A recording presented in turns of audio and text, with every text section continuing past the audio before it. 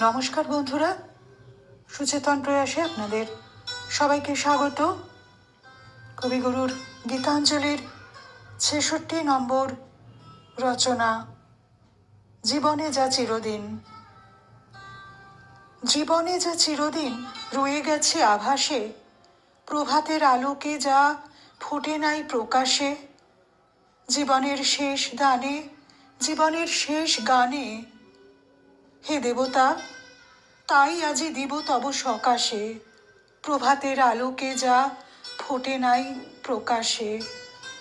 কথা তারে শেষ করে পারে নাই বাঁধিতে, গান তারে সুর দিয়ে পারে নাই সাধিতে।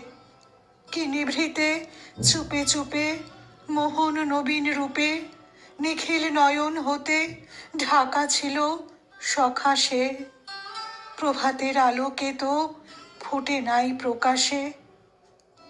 ভ্রমেছি তাহারে লয়ে দেশে দেশে ফিরিয়া, জীবনে যা ভাঙা গড়া সবই তারে ঘিরিয়া।